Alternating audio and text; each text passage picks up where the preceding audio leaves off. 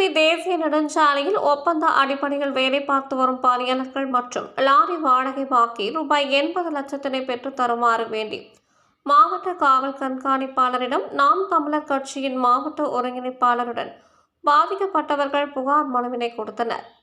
அகமதாபாத்தை தலைமை இடமாக கொண்டு இயங்கி வரும் தனியார் நிறுவனமான மாண்டோலா கார்லோ இந்த நிறுவனம் கிருஷ்ணகிரி சென்னை தேசிய நெடுஞ்சாலை பணியினை செய்து வருகிறது. இப்பணியில் பெங்களூரு பகுதியை சேர்ந்த பணியாளர்கள் கடந்த பல ஆண்டுகளாக வேலை பார்த்து வந்துள்ளனர்.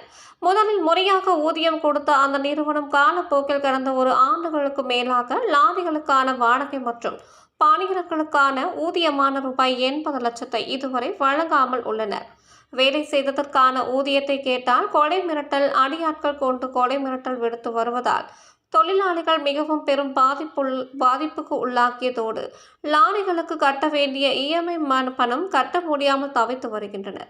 இந்த நிலையில் தேசிய நெடுஞ்சாலை பணிகளில் ஈடுபட்டு வரும் பணியாளர்கள் நாம் தமிழர் கட்சியின் கிருஷ்ணகிரி மாவட்ட பொறுப்பாளர் கார்த்திக் சீனிவாசன் தலைமையில் கிருஷ்ணகிரி மாவட்ட காவல் கண்காணிப்பாளர் தங்கதுரை அவர்களை நேரில் சந்தித்து புகார் மனுவினை கொடுத்தனர்.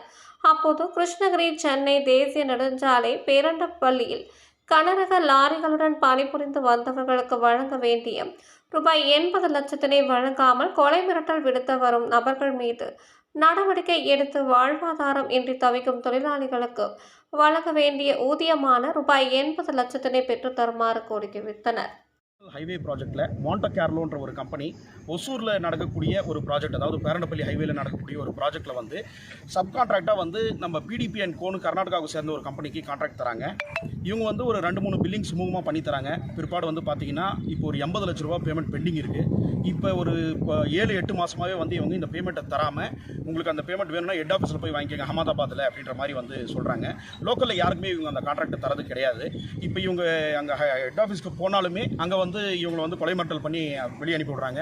இங்கே லோக்கலில் வந்து இவங்க பேமெண்ட் வாங்கணும்னு போனாலும் இங்கே அடிக்கடி பண்ணுறதுக்கு வராங்க. அதனால் இன்றைக்கி நாங்கள் எஸ்பி ஆஃபீஸ்க்கு இந்த ஒரு விஷயமா கிஷோர்ன்றவர் சிபிஎம் இவர் தான் வந்து பில்லெல்லாம் ஜென்ரேட் பண்ணியிருக்கவர். எல்லா ஆதாரமும் நம்மகிட்ட இருக்குது. இந்த ஆதாரத்தோடு நம்ம வந்து எஸ்பி ஆஃபீஸில் வந்து கம்ப்ளைண்ட் கொடுக்க வந்திருக்கோம். எத்தனை வருஷமாக ஒர்க் பண்ணுறாங்கன்னா எவ்வளோ மாதமாக? இவங்க கிட்டத்தட்ட போன வருஷம் ஏப்ரல்லேருந்து ஒர்க் பண்ணுறாங்க. ஐயா இப்போ வந்து இவங்க பண்ணதுக்கப்புறம் என்ன ஆகுதுன்னு பார்த்தீங்கன்னா இப்போ கரண்ட்டாக கடைசியாக 11வது மாதத்துலேருந்து இவங்க இப்போ ஒர்க்கை ஸ்டாப் பண்ணிட்டாங்க. இந்த ஒர்க் ஸ்டாப் பண்ணதுலேருந்து இந்த பேமெண்ட் பெண்டிங்கில் நிற்கிது.